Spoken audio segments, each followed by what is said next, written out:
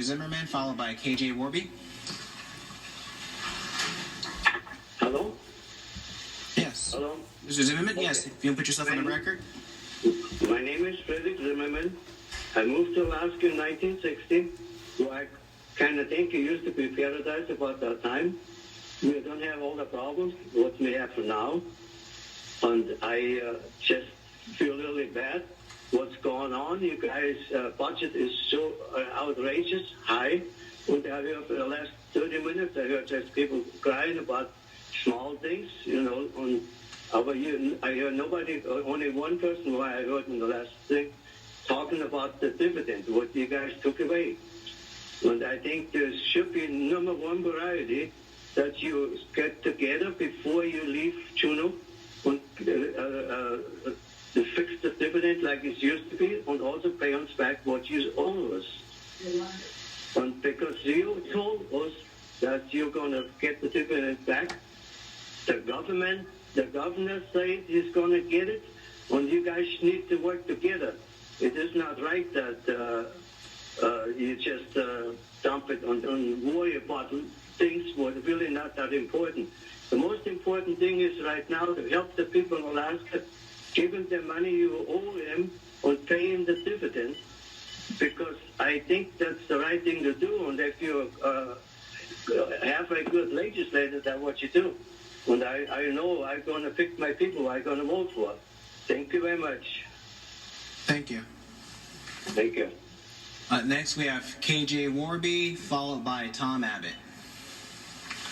Thank you very much. Good afternoon. My name is KJ Warby. I'm the Clinical Director of Employee and Community Support for South Central Foundation. SCF is a tribal health organization that provides a wide range of health and wellness services to 65,000 Alaska Native American Indian people living in the Muni of Anchorage, the Mat-Su Borough, and 55 rural Alaskan villages. Last year, the budget that was sent to the governor from the legislature included $10 million in the capital budget to fund new addiction services.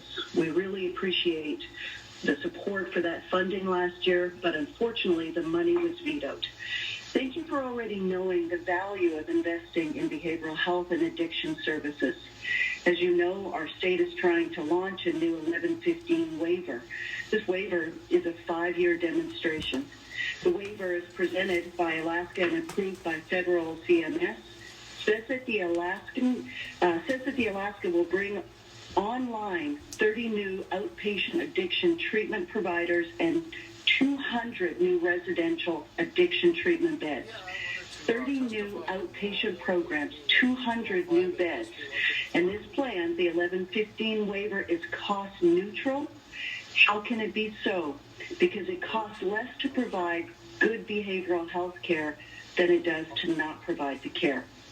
We have a critical shortage of behavioral health services in Alaska. That includes addiction, mental health, and crisis services. We ask for your support in designating funds to the capital budget to support startup money for these services. The waiver provides for ongoing payment, but it does not include the needed startup money to launch these services. I really want to thank you for already knowing the value of investing in behavioral health. Thank you for supporting this funding last year, and I encourage you to please do so again this year. Thank you. Thank you, Ms. Warby. It was nice to hear your voice. It's been a long time. Thank you. Thank you.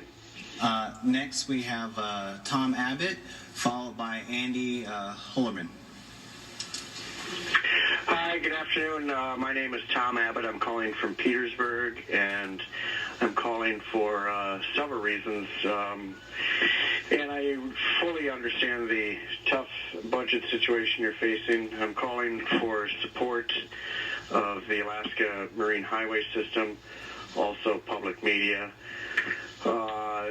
especially the public media at this time.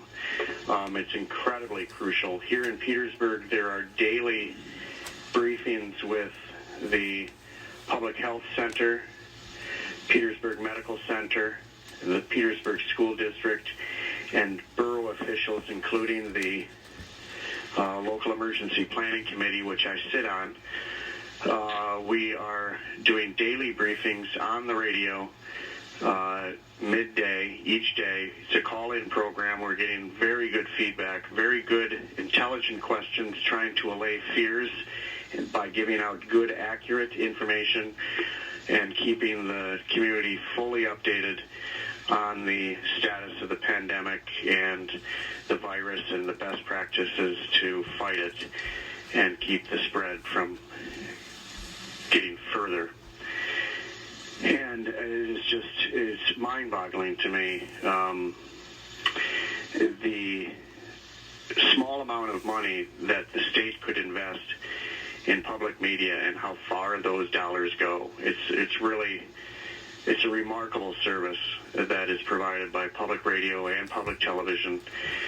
Specifically in the rural areas of the public radio, it is literally a lifeblood right now, providing crucial information, helping keep people from panicking by giving out accurate information, really good information, useful in their day-to-day for their own public health, for the health of this community. And it's serving an extremely important service. And I really, hats off to the radio station for the service that they're providing as part of the Mr. Abbott, if you could wrap up your comments. In the emergency response, it's a critical source, and I urge you to fund public broadcasting. Thank you, sir. Next we have Andy Holman, followed by Buddy Dorton. Yes, my name is Andy Holman. I'm a member of the Anchorage School Board, but calling to represent myself today. I want to say that obviously hindsight's a wonderful thing. As we've dealt with what felt like stresses on Alaska, we've depleted our savings over the past few years, and I'm sure we all wish we could get a lot of that back. But it really demonstrates more than ever that our programs need to be well-funded, they need to be resilient. We're looking right now at cutting health teacher specialists out of elementary at a time when obviously their expertise is needed more than ever. I'm asking you to restore the $3 million outside of the BSA so that we can perhaps put that off for a year and have a chance to re-examine it. And I'm also asking in general that the state look at new revenues. I've been here over 35 years. I'm retired. I'm willing to pay an income tax. I'm willing to pay other kinds of taxes in order for us to maintain the kind of services that we have. Thank you very much. Thank you, sir. Next we have Bodie Dorton, followed by Bill Tremblay. Hello, my name is Bobby Dorton. I was calling in regards to the 205 operation budget, reentry services and corrections.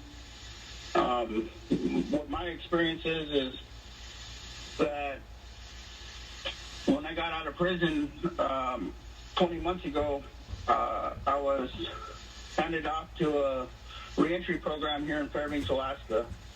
And what that agency did for me, Fairbanks Reentry, the bridge, they helped me with my first set of clothes and helped me fill out my job applications and set me up for success. So what ended up happening by getting these services, I ended up doing quite well. I got my GED and I moved on to becoming a substance abuse counselor / residential aide at a treatment center, the only 3.5 residential treatment center here in Fairbanks. And it's all because of those services that I was able to give back to the community and help other people in addictions today. And I was just wanting to tell you guys what an important program it is to be able to help people coming out of incarceration and kind of show them that people can change, but they have to want it. And when they want it, things like this happen to people like me. It's not that I was a bad person. I made bad choices.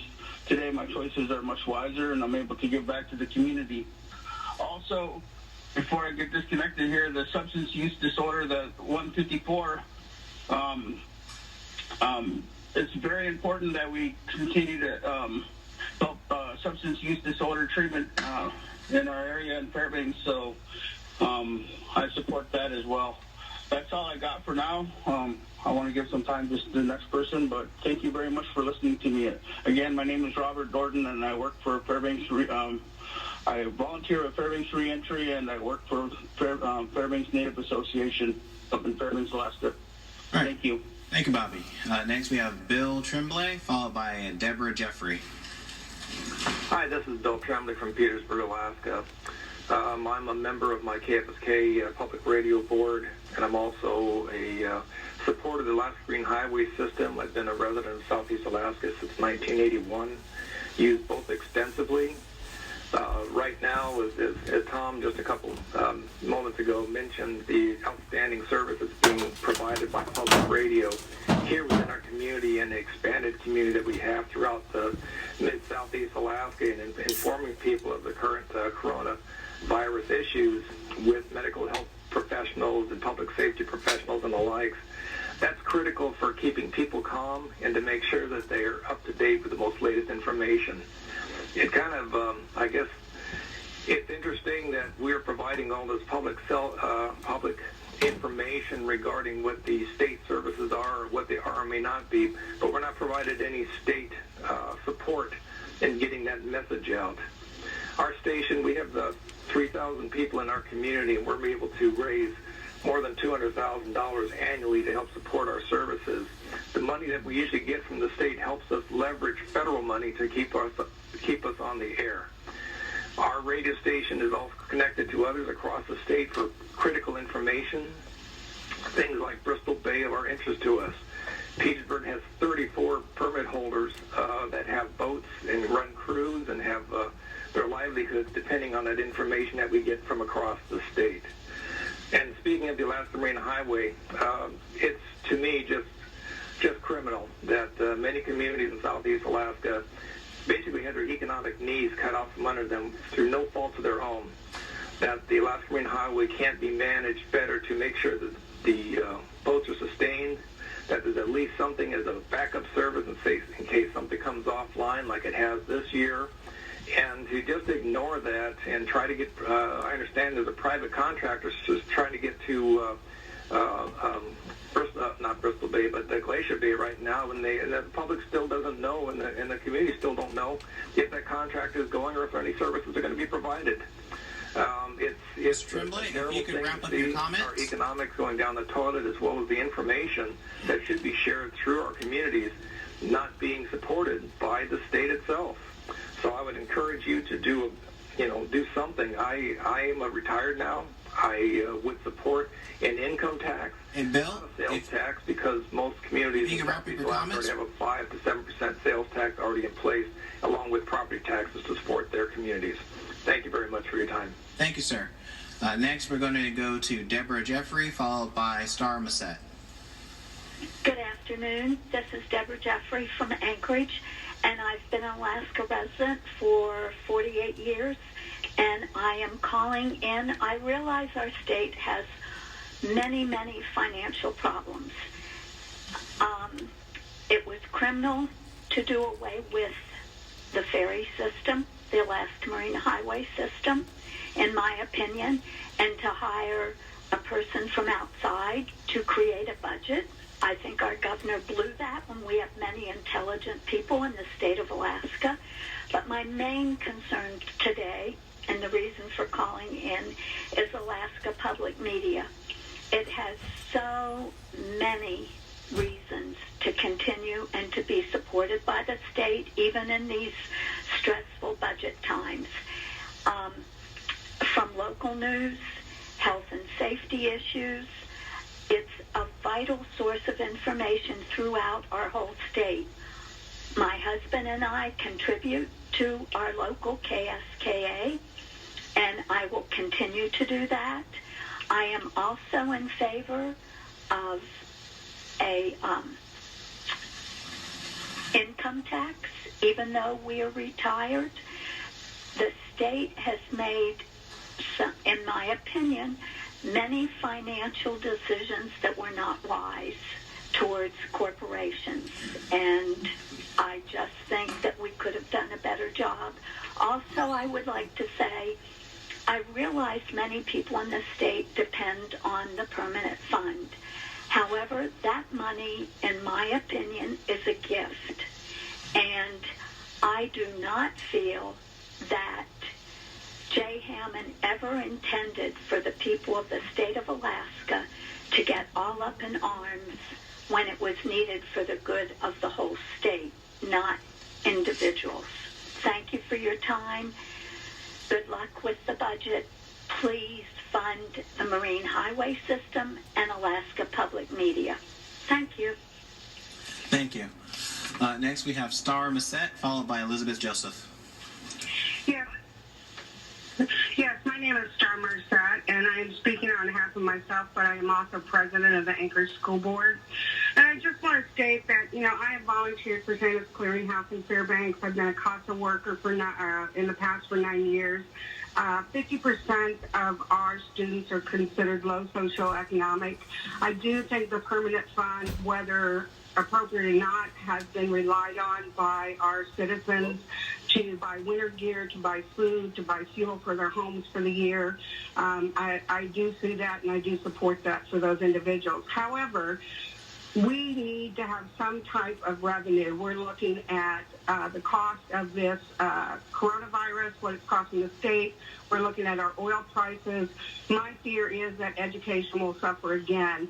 And as being president of the Anchorage School Board, we have been diligent in closing 2 schools, blending programs, looking at ways to be more efficient in how we operate. We are now at the point that we have made cuts, and it has hurt. But as you heard one of our board members talk about our health teachers, we're looking at ways that we can still offer the same services without cutting those programs, but they won't look like what they used to look like. So I'm urging that we do provide some type of revenue and that we make education a priority. And please consider increasing the SBA, the student base allocation, as it hasn't been increased, and flat funding for us, our utilities, our salaries, our health, everything is increased except what we receive from the state. So I thank you for your time. All right, thank you, Ms. Marcette. Next, we have Elizabeth Joseph, followed by Jerome Christensen. Hi, my name is Elizabeth Joseph. I'm from Kandiganek. I'm calling to thank you for maintaining therapeutic courts and re-entry programs in the budget. I also ask that you add additional funds for substance use disorders. Substance use disorders impact the generation and the generations to come. I know this as I am a parent of multiple children with prenatal exposure to alcohol. By providing additional financial support for those who have substance use issues, we help them and their children who have a right to be developed in a healthy prenatal environment and to be brought up by parents who have the support they need to nurture their children. Healthy children are better equipped to develop into healthy adults. Thank you for hearing my voice and the voices of generations to come. All right, thank you, Ms. Joseph. We pay state income tax. We maintain our fisheries through the fishermen, and so anything we are running on a tight budget as it is, and we're pretty much in a perfect storm right here because of this tariffs and the virus, and now this proposed increase. So it's going to hurt the fisheries, and it might even shut it down. And if it does, then the state is going to lose the revenue that it gets from this fisheries. And so I think, the increase just for lab research or lab costs is going to cancel out what the state does bring in. So I think if maybe we help the state, maybe the state can help us by not... Mr. Alexander, if you could wrap up your comments. Thank you for your time. Thank you, sir. Next, we have Bert H., and I'm sorry about your last name, Bert. Hi, my name is Bert Hufftelling. I'm calling today about the budget that's out there. We got currently the coronavirus that you guys are supposed to be, should be the main concern of what's going on within our government right at the moment, but instead you're having talks about how much money to take from the permanent fund dividend to pay for the special interests that have been calling in today in record numbers. I mean, I can't remember how many times I've heard about shellfish, or how many times that we need to have mental health taken care of, or how many times we got to keep hearing about Medicaid and the expansion and the money that's went into that. You continue to fleece our government and take the money away from the working people of Alaska to help pay for the people that have already been collecting welfare for generations. This needs to come to an end. I wish there was something more that I could say currently that would resolve this. Unfortunately, we got the coronavirus, which should be our main concern out there.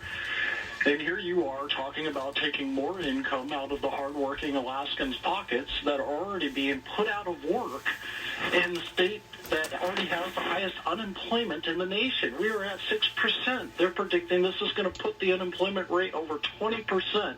And yet you want to take more money away from Alaskans to be able to pay for people that are in the special interest, people that are controlling you as the caucus body. I can't see a single person inside of that room that actually represents the people of Alaska, but it sure does represent the special interest of Alaska. The caucus controls you. We know it. We wish that it would end. Thank you. I appreciate your time and understanding what it's like to fleece Alaskans for the expense of the few minority special interests that are controlled by the recalled Dunleavy group that you all answer to. Have a great day. All right, thank you, Bert. Next, we have Dave Smith, followed by Abby Hensley. Yeah, good afternoon. I think you called my name next, Dave Schmidt. I'm an attorney in Anchorage working from home currently, sort of self-quarantining here. I'm primarily calling to encourage you to keep the money in the budget. I think it's $1 million for public radio and $875,000 for satellite communications. And, you know, the last gentleman who spoke was talking about, special interests, and I assume he would certainly include anybody who was interested in funding public radio and Alaska public media in that group, probably without failing to appreciate that that public media is currently keeping all of the citizens of this state, I guess another special interest, informed as to the health care concern, which does seem to be one of his concerns. I would just encourage you to keep your eye on the bigger picture about what Alaska public media does for so many in the state who are otherwise disconnected, and even more so now that we're probably on the verge of a higher degree of quarantining, where information is going to be more valuable. And even the Daily News today suggested that it might cease publications depending on the circumstances at their site where they manufacture the paper. They'll still have electronic news, but that might be it otherwise. So I would encourage you to do that. And obviously, there are more demands for money than there is money, and the way we're going, it's just not going to work, even with the permanent fund. I'm for taking the permanent fund and using it for the services of all of Alaska, and also for imposing a reasonable graduated income tax. Thanks very much for your time. All right. Thank you, sir. Next, we have Ab Hensley, followed by Jennifer Canfield. Thank you very much. And thank you for listening to Alaskans today and tomorrow. This is Abby Hensley, Executive Director of That's Beginnings. I know that in these days of uncertainty, it's almost a relief to be able to participate in this sort of annual event, providing testimony to the Senate Finance Committee. And I really appreciate your taking the time to do this. And thank you for maintaining support in this operating budget for early childhood programs. especially for parents as teachers, for Head Start, and for Best Beginnings. As you have heard time and time again, the first 5 years of a child's life are a time of amazing brain development, laying the foundation for the future. And during this time, too, parents begin preparing their children for success in kindergarten and beyond.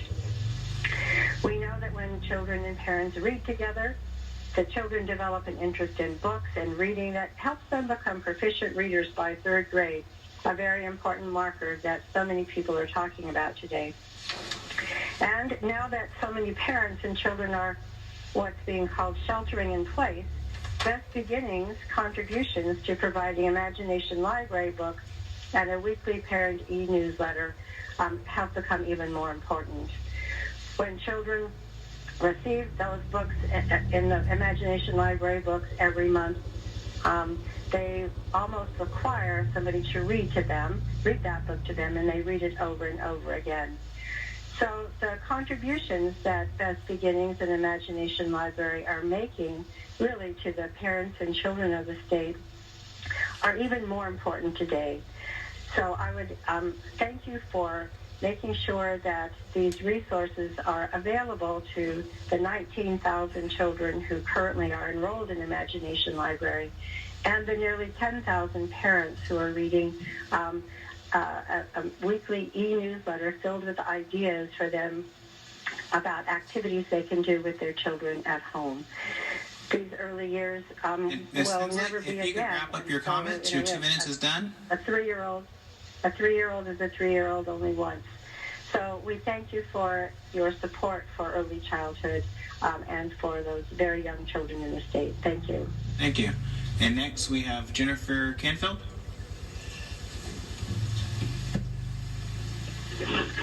Hi, my name is Jennifer Canfield. I am the chair of the KTOO Board of Directors. I'm also a small business owner in Juneau. I'd like to thank the Senate Finance Committee for allowing me to testify today in favor of funding for public media.